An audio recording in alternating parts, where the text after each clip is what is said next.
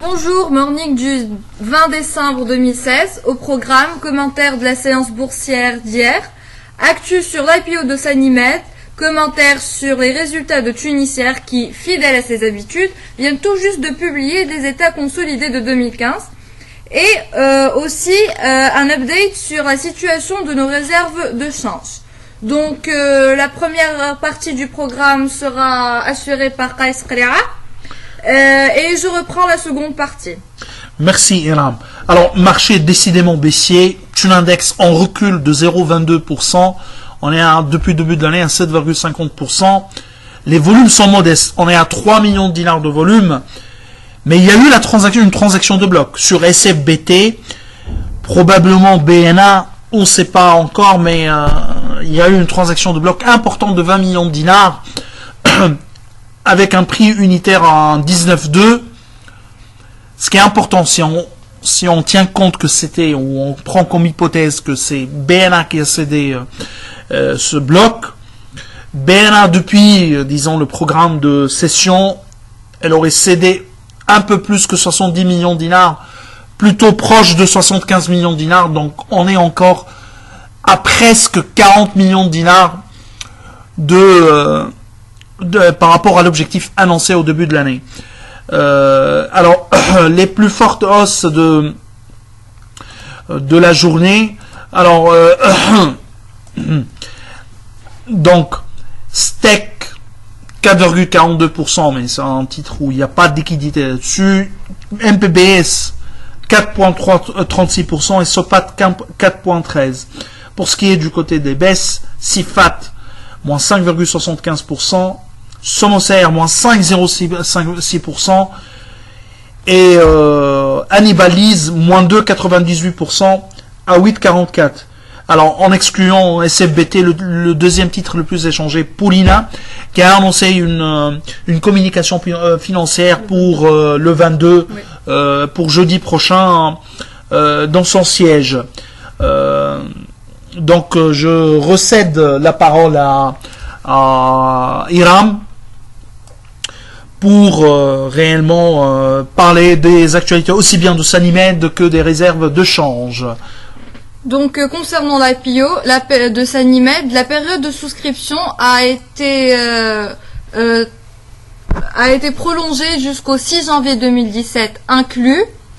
Donc le CMF porte à la connaissance des intermédiaires en bourse et du public que la société Sanimed a décidé de proroger les délais de souscription à l'augmentation de son capital, et ce pour permettre à des partenaires investisseurs de participer à la dite opération.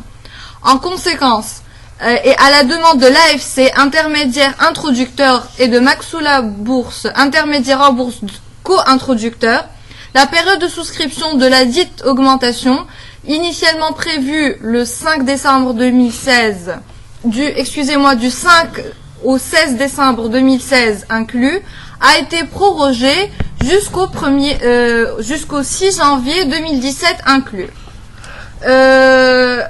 Deuxièmement, concernant les réserves en devises de la République tunisienne, elles sont toujours en baisse et se sont établies à la fin de la semaine écoulée à 108 jours d'importation contre 116 jours d'importation au mois auparavant et 107 jours d'importation une semaine auparavant.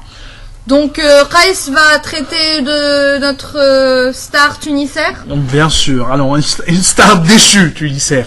Alors en ce qui concerne les états financiers consolidés, pour nous le chiffre qui nous marque, le chiffre marquant, c'est le report déficitaire.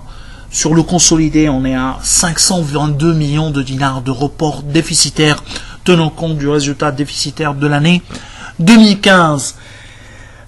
Les revenus sont en ligne avec nos prévisions. On est à 995 millions de dinars. Nous, on était à 975 millions de dinars. Pour ce qui est de l'EBITDA, 47 millions de dinars. On était sur 49.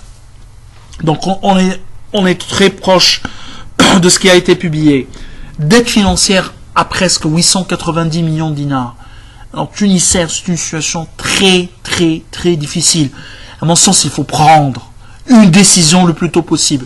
Je pense que Tunisair, c'est un cas urgent comparable à celui de la CNSS et de la CNRPS. Ces trois dossiers sont d'une urgence unique et les décisions, le gouvernement doit prendre une décision courageuse et tranchée avec Tunisair.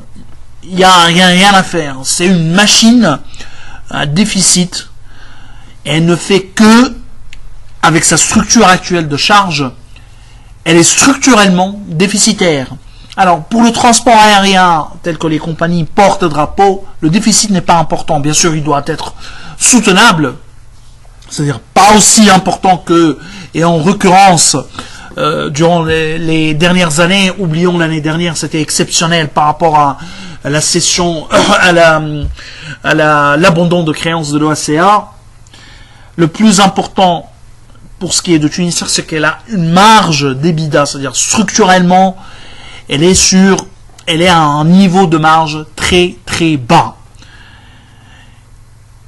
Autrement dit, il faut trouver une solution au staff, c'est-à-dire au staff de Tunisair et à la structure de charge de Tunisair et de retravailler un peu sur le timetable de Tunisair. Donc, c'est tout pour aujourd'hui. Ouais, c'est tout pour aujourd'hui. On vous souhaite une très bonne journée et au revoir, à demain. Au revoir.